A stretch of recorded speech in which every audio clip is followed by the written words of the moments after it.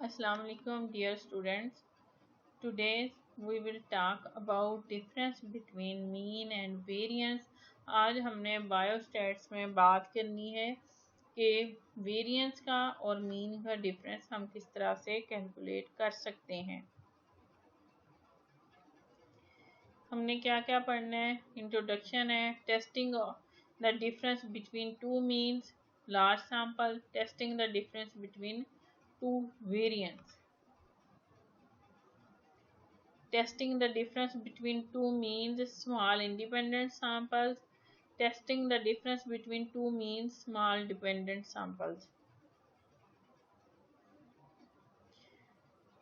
हमारे ऑब्जेक्टिव्स इसमें होंगे test the difference between two large sample mean using the Z test, test the difference between two variance और standard deviation, test the difference between two means for small independent samples. Test the difference between two means for small dependent sample. सबसे पहले testing the difference between two means when samples are large. Assumptions for this test क्या क्या हो सकती हैं? Samples are independent. The sampling population must be normally distributed and standard deviation are known और sample must be at least 30. यहाँ तो sample size 30 हो, 30 से कम नहीं होना चाहिए, उससे ज़्यादा हो सकता है। यहाँ पे standard deviation जो है वो आपके पास known हो। Testing the difference between two means जब sample large है, तो ये आपके पास sample 1 और ये आपके पास आ गया sample 2. N1 number of sample 1, N2 number of sample 2, and ये standard deviation of sample 1, standard deviation of sample 2. Formula for the z-test for comparing two means from independent population.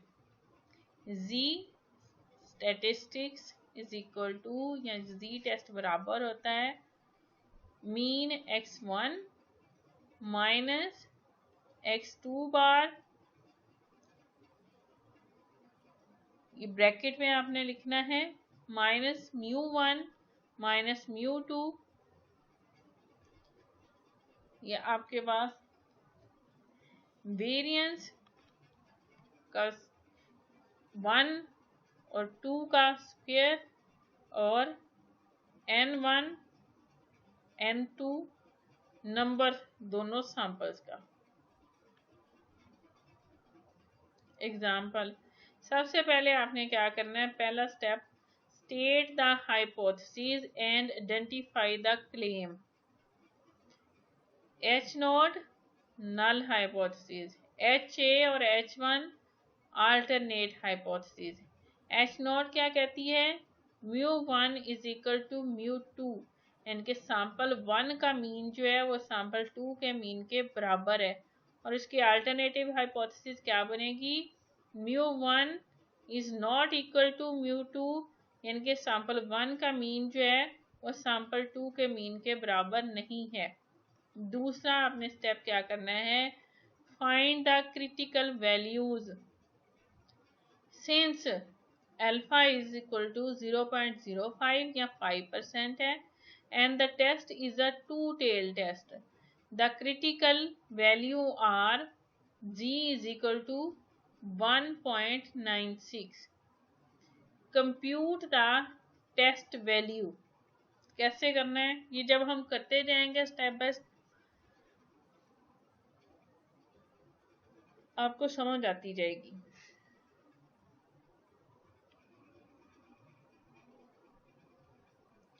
Values जितनी भी हैं वो formula में रख दी हमने और इसकी हमने कैलकुलेशन की।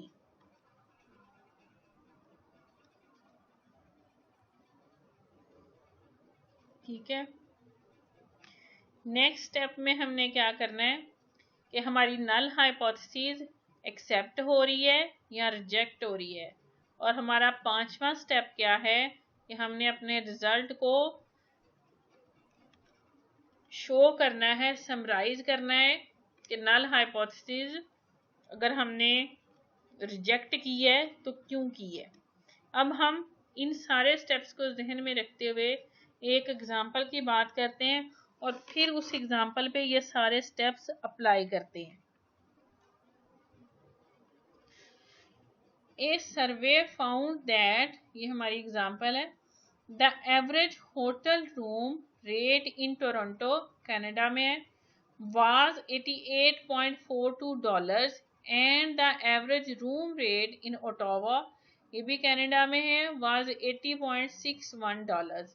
Assume that the data were obtained from 2 samples of 50 hotels each, कि दोनों के शहरों के 50-50 होटलों से लिया गया है, and that the standard deviations were $5.62 and $4.83 respectively. At alpha 0.05, can it be concluded that there was no significant difference in rates?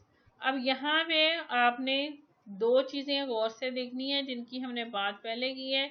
एक तो ये कि यहाँ पे सैंपल साइज जो है वो 30 से ज़्यादा है, यानी कि 50 है हर सिटी में। दूसरी बात ये कि इसमें स्टैंडर्ड डेविएशन ऑलरेडी गिवन है, तो इससे हमें ये जो हमारे पास क्वेश्चन की स्टेटमेंट दी हुई है इसको देख के हमें समझ आ जानी चाहिए कि इसमें क्या लगना है, इसमें जी टेस्ट लगना है। ठीक है, अब हम वो टेस्ट लगाएंगे कैसे, हम कौन कौन से स्टेप्स को फॉलो करेंगे। हम उन्हीं पांचों स्टेप्स को फॉलो करेंगे जिनकी बात मैंने पहले की है, लेकिन अब आपके सामने ये डाटा है, इस डाटे के अकॉर्डिंग आपने वो स्टेप्स बनाने हैं। वो स्टेप्स क्या हैं? स्टेप 1, हमने अपनी हाइपोथेसिस बनाई। पहली हाइपोथेसिस क्या है हमारी कि यानी कि μ1 इज इक्वल टू μ2, यानी कि टोरंटो और ओटावा दोनों शहरों में जो रेंट है, रूम रेंट होटल का, वो इक्वल है, क्योंकि ये हमारी जो स्टेटमेंट है उसमें कहा गया है can it be concluded that there was no significant difference in rates. इसका मतलब ये हुआ कि हमारी नल हाइपोथेसिस ये बनेगी कि दोनों का जो रूम रेंट है उसकी मीन वैल्यू जो है वो सेम है, जबकि इसकी अल्टरनेटिव हाइपोथेसिस क्या बनेगी, H1 या HA μ1 is equal to not μ2, μ1 μ2 के बराबर नहीं है। दूसरे में आपने स्टेप में क्या किया, फाइंड द क्रिटिकल वैल्यूज। उसने अब वैल्यू खुद दे दी हुई है कि अल्फा कितना है 0.05, यहाँ के 5% है। Find the critical values since alpha is equal to 0.05 and test is a two tailed, कि वो टू टेल्ड कैसे है कि हमने ये देखना है या तो उन दोनों शहरों का रूम रेंट एक जैसा है या फिर कम भी हो सकता है और ज्यादा भी हो सकता है। The critical values are z is equal to 1.96। Step 3, compute the test value. अब हमने ये हमारे पास जो डाटा है उसको z टेस्ट के फार्मूला में रखना है। फार्मूला ये आपके सामने है, ठीक है। ये दोनों शहरों का मीन वैल्यूज आ गई, ये स्टैंडर्ड डेविएशन आ गए आपके पास, और ये आपके पास नंबर आ गया कि दोनों का 50-50 होटल्स को चेक किया दोनों शहरों में, और इन वैल्यूज को जब आपने कैलकुलेट किया तो आपके पास आंसर आ गया 7.45।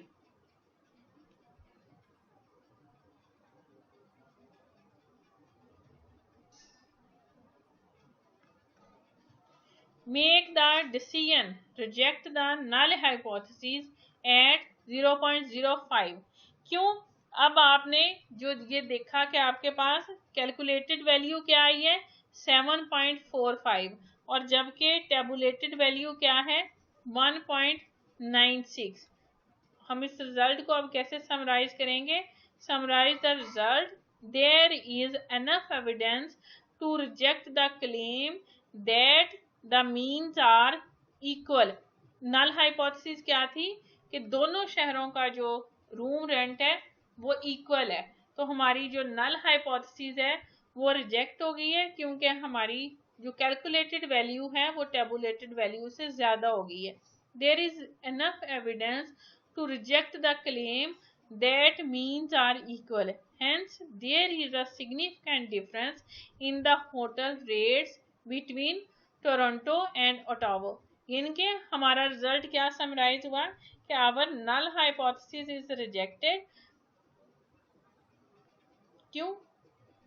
There is enough evidence to reject the claim that means are equal because the tabulated value is greater than the calculated value is greater than tabulated value, so our alternative hypothesis is accepted.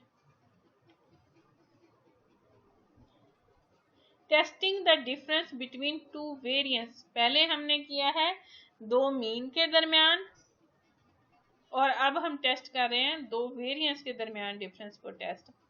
For the comparison of two variance और standard deviations and F test is used.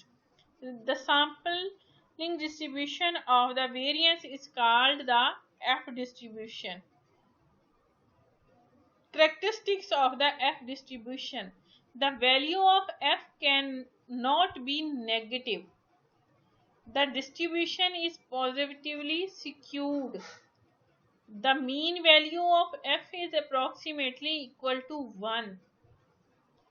The F distribution is a family of curves based on the degrees of freedom of the variance of the numerator and denominator, यानी कि ये ratio होती है। ये curve आप देख रहे हैं F डिस्ट्रीब्यूशन का कि किस तरह से होता है, ये स्क्वीड होता है। Formula of S test, where S1 square is the larger of the two variances, कि जो बड़ी वैल्यू होगी बड़े वेरिएंस को आप ऊपर रखेंगे और छोटे को डिनोमिनेटर में रखेंगे। Nominator degrees of freedom n1 minus 1, denominator degrees of freedom n2 minus 1. n1 is the sample size from which the larger variance was obtained. अब ये नहीं कह सकते कि सैंपल 1 का वेरिएंस है या सैंपल 2 का वेरिएंस है। जो भी लार्जर वेरिएंस होगा उसको हमने ऊपर रखना है नोमिनेटर में, और जो स्मॉलर होगा उसको डिनोमिनेटर में रखना है।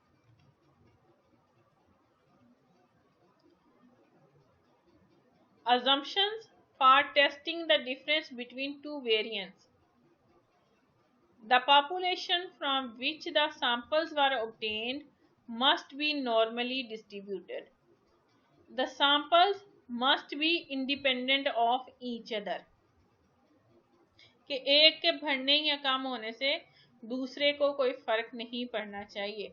अब इसकी एग्जांपल देख लेते हैं हम और इसके डिफरेंट स्टेप्स देख लेते हैं। Our researcher wishes to see whether the variance of the heart rates in beats per minute of smokers are different from the variance of heart rates of people who do not smoke. Two samples are selected and the data are given on the next slide. Using alpha is equal to 0.05, is there enough evidence to support the claim?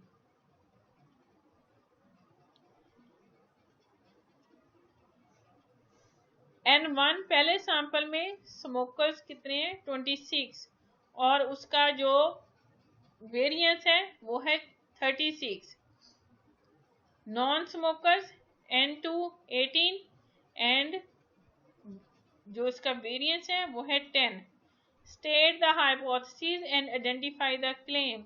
Variance null hypothesis होगी variance 1 is equal to variance 2, जबकि alternative क्या होगी कि variance 1 is not equal to variance 2। Step 2. Find the critical value. Since alpha is given in statement, alpha is equal to 0.05 and test is two-tailed test. Use the value हमने देखनी है 0.025 table की, किसमें, F में, F table को आपने देखना है। Here degree of freedom is 26 minus 1 is equal to 25 and degree of freedom जो सेकंड की है वो 18 minus 1 is equal to 17। The critical value यानी कि एक तरफ से आपने 25 और दूसरी तरफ 17 पे जाके उन वैल्यूज को देखना है, और जो आपके पास इसकी वैल्यू आती है टेबुलेटेड वो है 2.56। अब आपके पास जो वेरिएंस है उनको आपने फार्मूले में रखा और उसका एफ टेस्ट लगाया या उनको वेरिएंस को कंपेयर किया, तो आपके पास क्या आ गया, 36/10 is equal to 3.6, tabulated 2.56, calculated 3.6। क्या करना है, मेक द डिसीजन। अब डिसीजन करना है कैसे, reject the null hypothesis since calculated value is greater than tabulated value. Summarize the result. There is enough evidence to support the claim that variants are different. कि variances जो हैं वो एक जैसे नहीं है, variances दोनों के different. That's all dear students. इससे अगली एग्जाम्पल की बात हम अपने नेक्स्ट लेक्चर में करेंगे, लेकिन उससे पहले ये ज़रूरी है कि जितना हमने पढ़ा है आप इसकी एग्जाम्पल की प्रैक्टिस ज़रूर कर लीजिएगा। Thank you very much.